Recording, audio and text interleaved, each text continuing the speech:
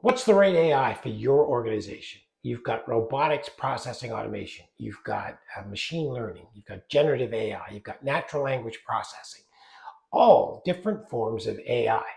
My guest is an expert in AI readiness. Her name is Melissa Lloyd. She's going to talk to us a little bit about the types of AI and maybe help you choose the right one for your organization.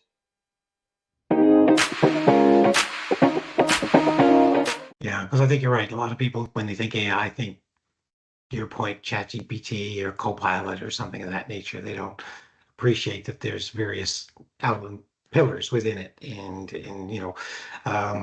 bots, for example, will do things that your hands could do, right? So where you used to be able to type out and fill in fields on a document, well, you can have AI do that for you now, right? As Yeah. an example, right? You don't have to be doing all that typing and starting to realize that you've got AI that will look at a document, and if you're an accounts payable, it will look at the invoice and pull out the pieces of information to say, hey, this is what you need to pay, and here's you need to pay it too, right? That kind of stuff. And Yeah, and those examples, Gary, are really important because imagine if you're someone that's trying to adopt AI and again, I always say, look, I'm not here to stress anybody out or overwhelm people. I keep it as simple and as approachable as possible. If you don't know what you're asking for, it makes it very, very difficult. So yes, a lot of people will be asking for generative AI, but there's the deep learning, the machine learning. As long as you know that there's other types of AI, it just helps you with your alignment or being able to be a little bit more comfortable or confident in saying, no, I'm actually looking for generative AI.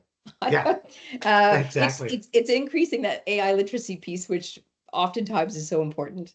Yeah, I mean, most of us have engaged in, gone to a website and we have that little chat bot show up in the corner, and they want you to think you're talking to somebody when in fact you're talking to an AI. That's the generative AI. Is that's created doing that? Yeah, yes and no. So Okay. a lot of the times, and chatbots are getting so good. I know everybody used to get cranky with chatbots, but in terms of the design of chatbots, they are fascinating. I went through quite a few in terms of designing chatbots. Some use AI. There's a little bit of risk associated with that because you've got to really be able to tailor that chatbot. A lot of chatbots are automated.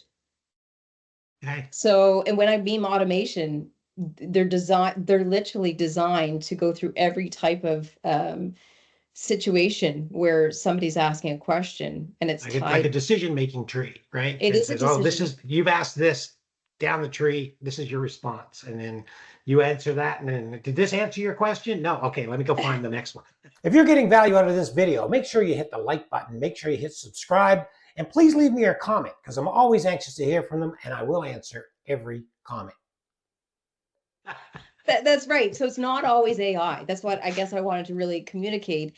And a lot of companies right now, as they're advancing forward, I'm going to be very transparent. You don't need AI for everything. That doesn't even No. make sense. Sometimes makes no sense financially. That's why you have to be uh, you have to have those conversations that really help guide you to say where are you going to get the most benefit or, like I said, return on investment. Oftentimes, what people are really working with right now, and where there's huge adoption, is literally being able to go through automation. A Right. lot of the processes and things that we can be more refined in automation. It doesn't need to have AI. But there are lots of things that do need AI, and that's again, I'm certainly someone that will share where there's really great fits in companies versus, is that part of a deeper rollout in future? Do you need it now? Is it something that you want to use to be a competitor, to have that competitive edge? There's so many Mm. different, again, there's questions around that have to be intentional.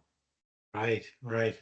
Okay, so I'm going to put in the bio, in the description, your bio and how to get in contact with you. But what's the easiest way for people, other than connect with you on LinkedIn? What's the easiest way to get a hold of you? Send an email to hello@agilityhub.com. And when I say agility, it's AIGILITY. I saw that. Yeah. So I'm going to make sure that that's loud and clear. Everybody will get to know that. It's been great having you on as a guest, and I really want to actually say we definitely are going to have follow-up discussions. So excited about that. I hope, and I really appreciate you inviting me on. Love the work that you're doing. And again, it's just trying to help people move through life with a little bit more ease.